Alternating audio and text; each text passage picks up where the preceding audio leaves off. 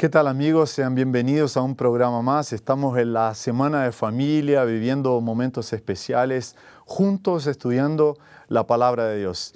Recordándonos que durante todos estos días estamos analizando el tema el refugio.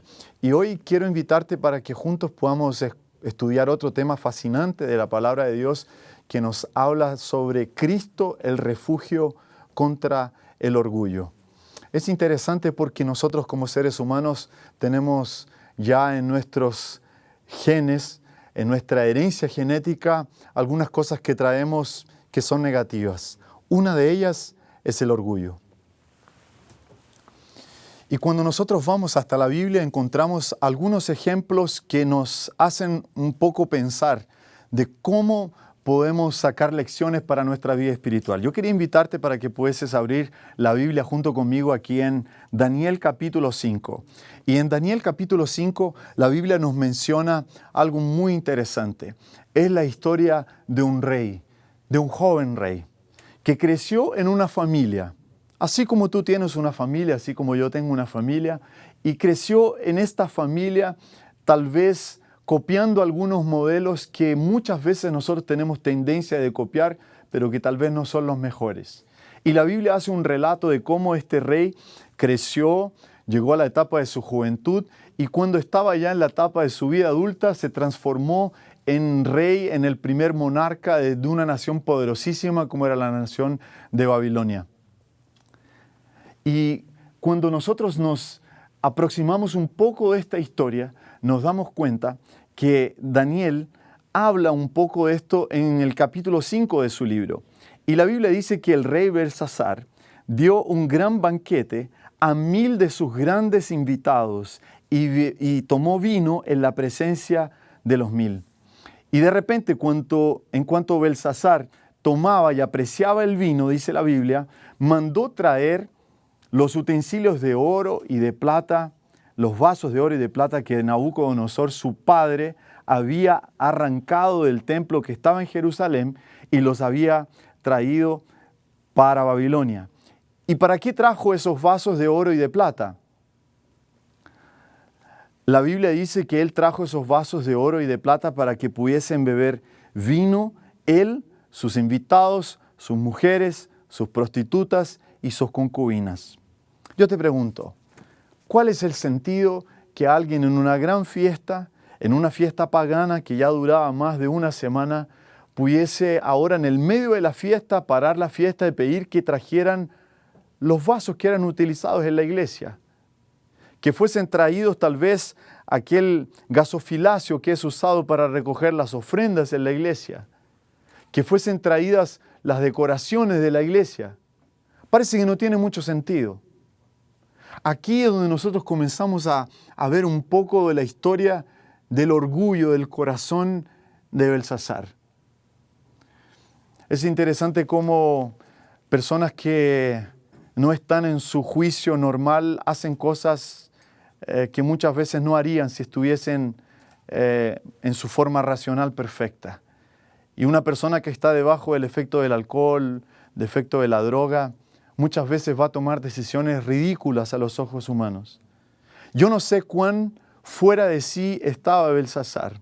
Yo no sé si esta decisión es producto de estar debajo del efecto de algún tipo de droga o si realmente el deseo de Belsasar aquí es directamente ofender a Dios. Interesante que trajeron los vasos, los utensilios de oro, de plata, que habían sido sacados del templo de Dios, y entonces tomaron en ellos, bebieron todos sus invitados, todas sus mujeres, y comenzaron a dar loores, dice la Biblia, a los dioses de plata, a los dioses de madera, a los dioses de bronce. Y en ese mismo instante la Biblia dice que aparecieron unos dedos de la mano de un hombre y escribían enfrente del candelabro, en el medio de la pared. Sin embargo, el rey veía los dedos, pero no veía quién estaba escribiendo. La Biblia tiene algunas cosas misteriosas. Y la Biblia dice aquí que el rey se quedó pálido, atónito, porque de repente en el medio de la fiesta la música paró y apareció una sentencia, una mano que comenzó a escribir. Y entonces el rey, preocupado, sin saber, manda a llamar los sabios, los astrólogos, y le dice, oye, miren, si ustedes son capaces de descifrarme lo que está escrito, yo al que me descifrar le voy a dar una gargantilla de oro, le voy a poner un anillo en su dedo y lo haré el tercero en todo mi reino. Y la Biblia dice que nadie fue capaz de descifrar lo que estaba escrito. Entonces, la abuela de Belsasar, que en realidad era su abuela, pero la Biblia la llama de su madre, se acordó de alguien llamado Daniel, que en lengua babilónica tenía un nombre muy parecido con el nombre de Belsasar. Daniel le había sido dado el nombre de Beltesazar. Sin embargo, Daniel era muy diferente del rey. Y con un poco más de 80 años de edad, Daniel es traído al palacio y entonces comienza a contarle una historia al rey Belsasar. Y le dice, sabes, rey, no sé si tú te acuerdas, pero cuando hace algunos años atrás, tu padre, que en realidad era tu abuelo Nabucodonosor, creyó que él podía hacer lo que quería. Creyó que él podía vivir sin Dios. Creyó que él podría faltar el respeto a este Dios creador del cielo y de la tierra. Y sin embargo, Dios tuvo que mostrarle a él quién era Nabucodonosor y quién era Dios. Y durante más de 7 años, tu padre vivió junto con los animales del campo. Tu padre vivió en el medio del lamazal, del lodo. Se alimentó como si fuese un animal. Durante 7 años tu padre no durmió en el palacio, durmió junto a los asnos monteses. Y en cuanto Daniel comienza a conversar, comienza a hablar, le comienza a pasar una película en la cabeza a Belsasar. Y se recuerda de los años de su niñez, cuando muchas veces vio a su abuelo vivir como un animal. Y un día él le preguntó a su abuela, ¿por qué que mi abuelo no viene a dormir a su cuarto real? ¿Por qué que no se baña? ¿Por qué que come junto con los animales? Y probablemente su abuela debe haberlo mirado a Belsasar y de haberle dicho, hijo, todavía eres muy niño. Aunque te explique, estoy segura que no podrías entender. Pero un día, cuando crezcas, yo te voy a contar esa historia. En cuanto Daniel hablaba, las imágenes comenzaron a venir a la cabeza de Belsasar. Y Daniel le dice, ¿sabes qué, rey? Todo eso le sucedió a tu padre para que él supiera que sobre todas las cosas existe un Dios en el cielo.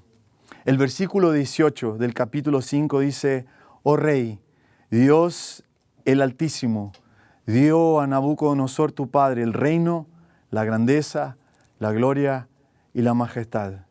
Y por causa de la grandeza que Dios le dio, pueblos, naciones y hombres de todas las lenguas le tenían miedo y temblaban delante de él. Mataba a quien quería y a quien quería dejar con vida, él dejaba. A quien él quería exaltar, él exaltaba. Cuando, sin embargo, su corazón se llenó de orgullo y su espíritu se puso soberbio y arrogante, fue derribado de su trono real y pasó de él su gloria. Fue expulsado, dice el verso 21 del capítulo 5, fue expulsado de entre los hijos de los hombres y su corazón fue hecho semejante al de los animales y su casa junto a los asnos monteses. Le dieron a comer hierba como a los bueyes y del rocío del cielo fue mojado su cuerpo, hasta que conoció que Dios, el Altísimo, tiene dominio sobre los reinos de los hombres y a quien quiere, Él constituye sobre él. Y tú, Belsasar, que eres su hijo, a pesar de saber todas estas cosas, no humillaste tu corazón. El orgullo tal vez sea uno de los mayores problemas del ser humano. Tal vez el orgullo sea el motor, la raíz de por qué surgen todos los otros pecados. Es por orgullo que muchas personas se llenan de deudas, comprando lo que no pueden pagar, para mostrar una vida que realmente no tienen. Es por orgullo que muchas veces existe el odio, el rancor, la incapacidad de perdonar. Existe la venganza. Es por orgullo muchas veces que un marido traicionado por su esposa quiere pagarle con la misma moneda. Es por orgullo muchas veces que alguien es incapaz de llegar hasta su madre y pedirle perdón por el daño y por las palabras o hasta por la vida equivocada que en el pasado había hecho. Orgullo es la tonta idea de que nosotros podemos vivir sin Dios. ¿Quién puede vivir sin Dios? ¿Quién puede vivir una vida sin Cristo?